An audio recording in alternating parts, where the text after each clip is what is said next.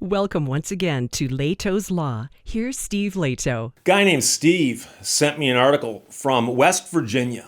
And West Virginia doesn't pop up on my radar all that often, but he said, Steve, check this one out. This one will get your attention. West Virginia judge accused of berating a patrolman and then angrily trying to pull rank. And the story is kind of long, but it's enjoyable when you like hearing about this kind of stuff, or at least studying it. Brad McElhenney wrote it for WVMetroNews.com, and it's about a West Virginia circuit court judge who went out for ice cream. The evening started, he's going out for ice cream with his family. On his way home, he picked up a cell phone he had dropped and got pulled over for having the phone in his hand while driving. So if a police officer is driving along and sees you with a phone in your hand, there are jurisdictions where you can be ticketed for that. You're supposed to have a hands-free setup with some sort, but you're not supposed to be, doing this or texting and driving. And these laws are out there, and a judge would know that. So the policeman pulled over the judge, and the judge then berated the patrolman, calling multiple local officials in an attempt to pull rank, and now the judge faces allegations of judicial misconduct. So from the outset, respondent acted in a manner unbecoming a judicial officer. That's part of the formal statement of charges that have been made against the judge. Now, the man's name is Judge Carter Williams, and he serves on a circuit serving Hardy, Hampshire, and Pendleton counties. And he's facing multiple allegations from the Judicial Investigation Commission, which is the body, the organization that oversees the conduct of judges. And I've mentioned that before, that if you're an attorney, you're overseen by the state bar, and there are rules of ethics for attorneys. And in Michigan, if you are a judge, there are rules of ethics for you to follow, and that is policed by the Judicial Tenure Commission.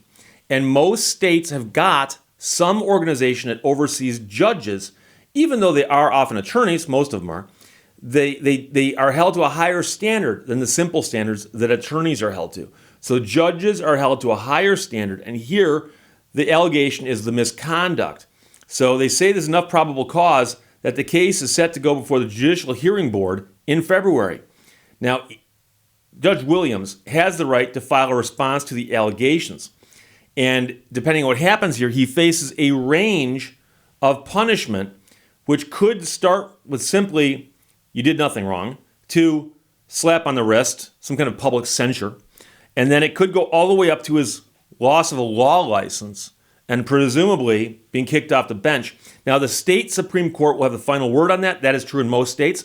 So in Michigan, they take an action against a judge, like they did against the one in Brighton that I said, I believe I called her the worst judge ever, worst judge I've ever been in front of. And the Judicial Tenure Commission has hearings on this, and then they come to conclusions, and they submit their information to the state Supreme Court. And the state Supreme Court can either just read the report and make a ruling, or they can hold their own hearings. And I believe in the case of the judge I was talking about, they actually held some hearings in front of the Supreme Court. So the man won an election to an 8-year term on the bench in 2016.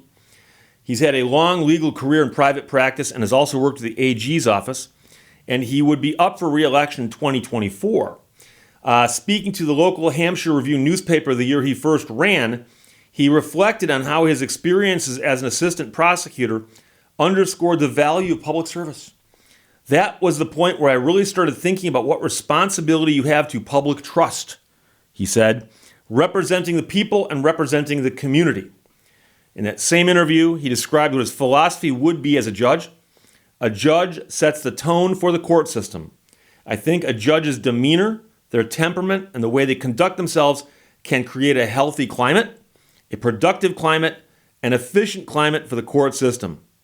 Well, Brad McElhenney, who wrote this article, is a genius, absolute genius at WVMetroNews.com, because he's setting this guy up.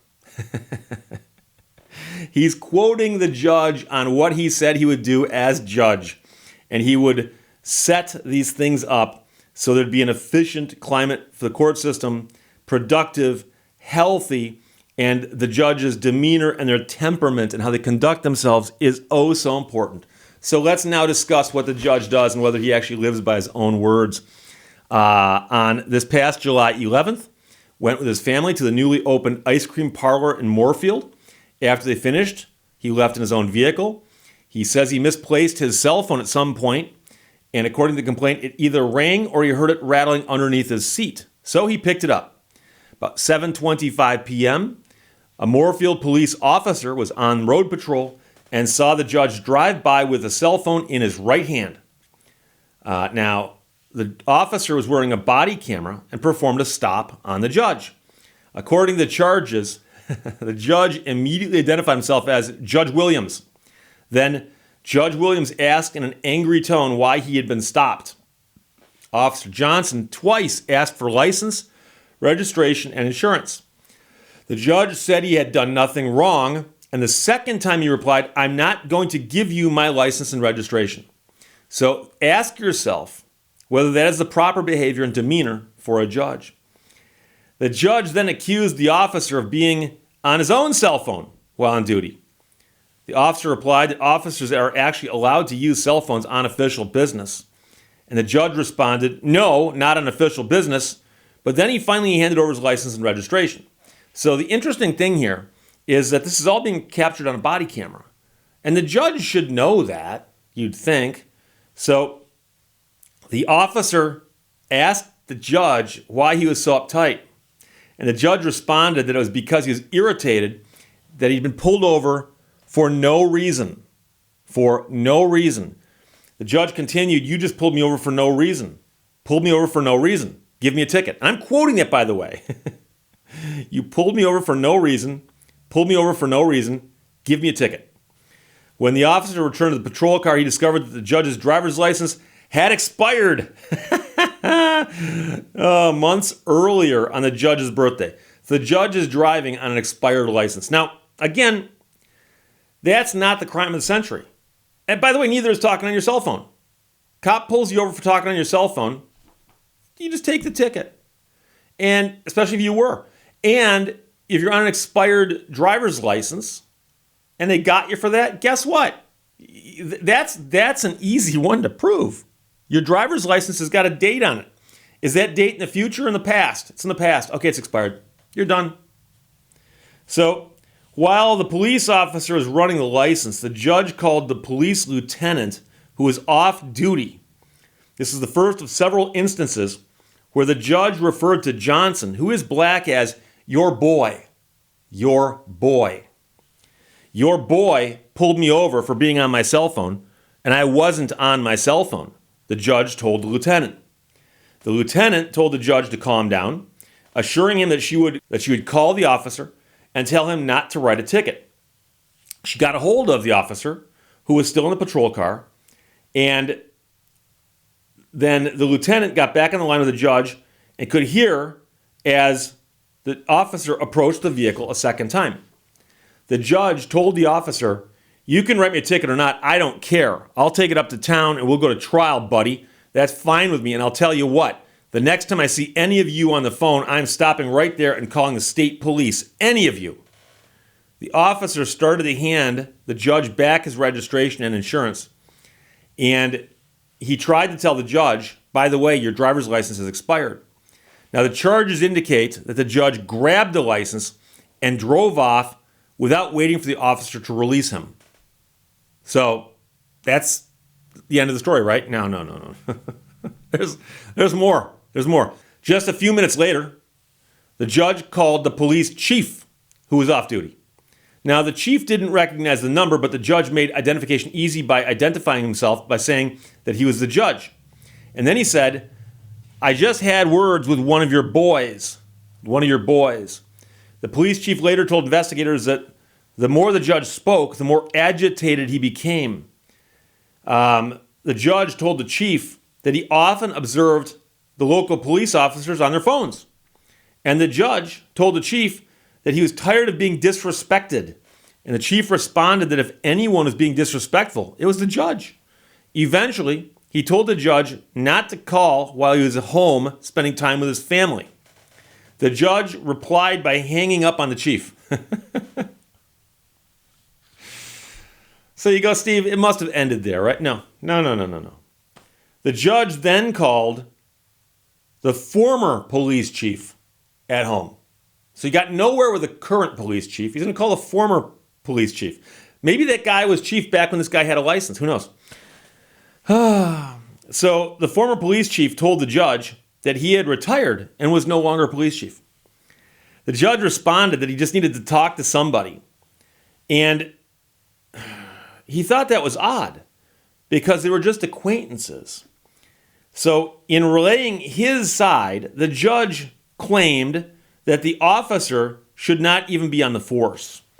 And this is possibly a reference to an allegation that goes back to 2020 for an incident involving an officer while he's off duty, but the charge was dismissed with prejudice, the charge was dismissed without prejudice back in June.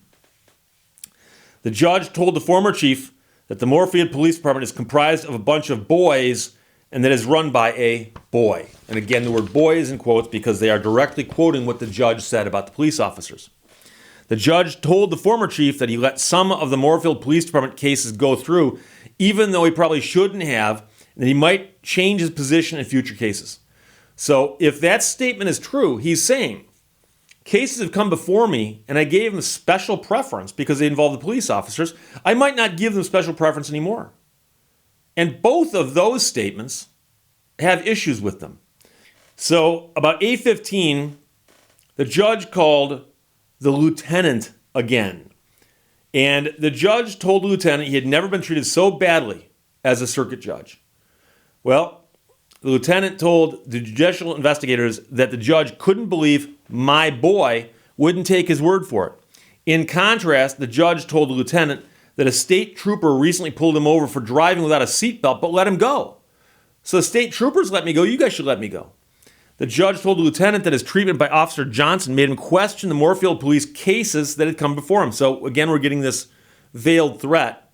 He described being sick and tired of Moorfield Police Department running around like a bunch of thugs, harassing innocent, hard-working people. And the lieutenant said the judge then questioned whether my boy should still have his police job in light of the earlier allegations. We're talking about the charges that were dismissed. That 16-minute call came to an end with the judge telling the lieutenant that Moorfield police cases were sloppy and that the officers do and this is a quote, piss poor job. There was another call from the judge at midnight when the lieutenant texted the next day to say to apologize for not picking up. The judge said the midnight call was an accidental call. So meanwhile, there's more. About 10 o'clock, the judge drove to the home of the mayor, parked outside, and called her and asked if she was still up, even though there were no lights on in the house except for a flickering television. When the judge asked the mayor if he could tell her about the stop, she said yes, and met him at the door for a 45-minute conversation.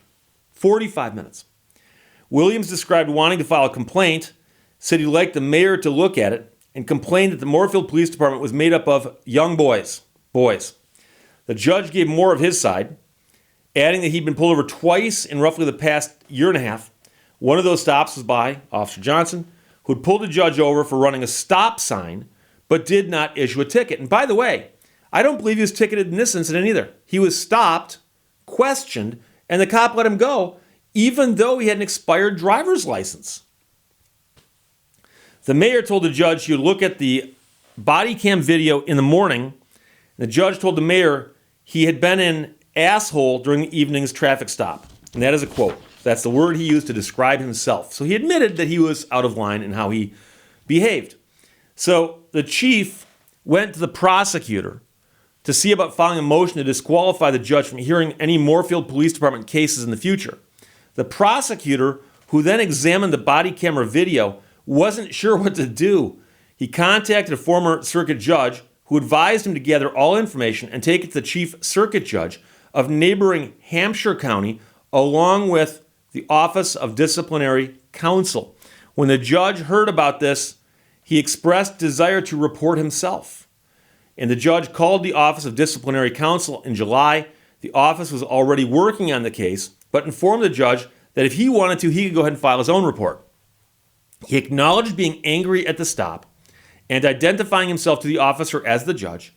He left out any discussion of trying to have the previous charge against Johnson reinstated or attempting to have the man fired.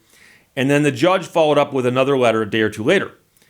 About that time, the police chief, wrote a traffic ticket charging the judge with improper use of a cell phone and driving without a valid license. So there was a ticket issued, just not at the side of the road. The judge received the ticket about July 26th after returning from a week's vacation.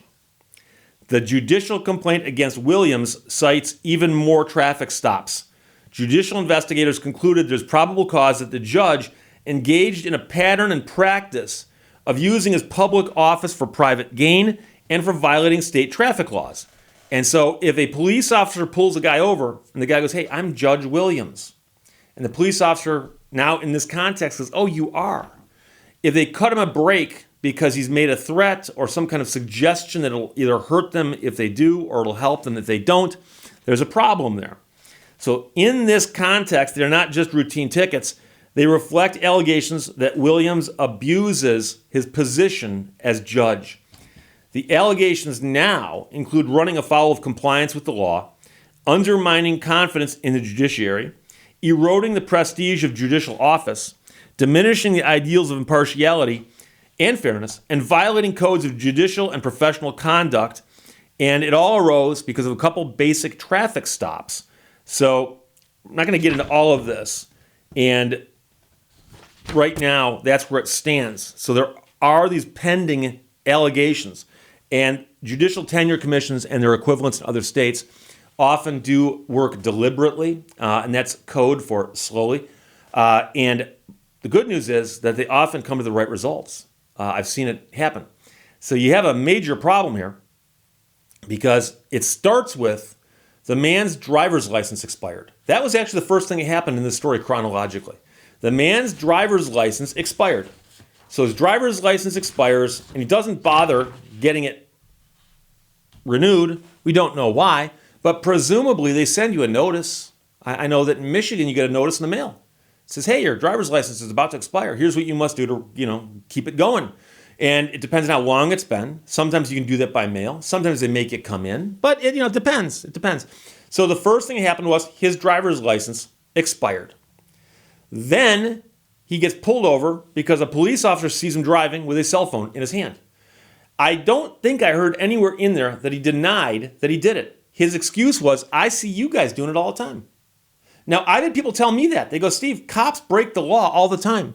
I see him speeding. I see him weaving in and out of traffic. I see him parked in no parking zones. I see him driving around with flashing lights on the roof. And I've also seen them driving along with a phone in their hands." And there is, in the law, exceptions for many of those actions depending on the circumstances. We understand why a police officer can turn on his overhead lights and race to the scene of a crime. We understand that. Now, driving along just gabbing on the phone with your girlfriend about, what you guys are going to do on the weekend, shouldn't be doing that. But the law does say on official business. So the point is, you can't look at them and go, "Well, look, you did this. I can do it then too." No. If you're breaking the law, you broke the law. Now, if they're breaking the law, that's another problem altogether, which you could probably follow up on. But the point is that when you get pulled over on an expired license and you're talking on a cell phone, or you've got one in your hands, and the police officer walks up and talks to you about those two things, the answer is not, "Well, I see you talking on one too once in a while." And whether you saw that exact cop doing it, by the way, is another question altogether. But the expired license? Seriously, explain that to me. And I know what you're going to say. You're going to say, "Steve, it's possible it just expired and he didn't catch it." I understand that. But when the police officer walks back and goes, "Your license is expired," you don't just speed off in a huff and call his boss, call the former police chief, and go to the mayor's house to complain about how you're being treated. Okay? And by the way, the guy didn't ticket you at the roadside. He pulled you over because of a traffic infraction that apparently you were committing. And by the way, if I was a judge, and by the way, I never will be, just to let you know, but if I was a judge, a police officer pulled me over, and I recognized him, this police officer in front of me on official business, I'd look at the police officer and go, what was I doing? Tell me. He goes, "You have a cell phone in your hand, and your driver's license is expired." I'd be like, "Oh my gosh, my driver's license is expired. I'll get that taken care of tomorrow." And if you said, yeah, but the cell phone in your hand, I'd say, you know something? Don't think it's a moving violation. I think it's like a seatbelt ticket, right? Write it up. Write it up. And I'm just being like a regular person, getting a ticket. That's what you do. You don't get perks from being in office to where you get to step outside the system and get, like all kinds of secret treatment. Judges are people too. Should have just taken the ticket and said, hey, sorry, officer, won't happen again. Okay, thank you. Cop didn't even give him a ticket. And he's out there doing all this crazy stuff. So we'll see what happens. But Brad McElhinney wrote the story, wonderfully written. I did not read you the whole thing. I just read portions of it. Steve sent it to me from wvmetronews.com. It's a great article, fascinating story. We'll see what happens. Questions or comments, put them below. Let's talk to you later. Bye-bye. Thank you for watching Lehto's Law. When the going gets tough, upgrade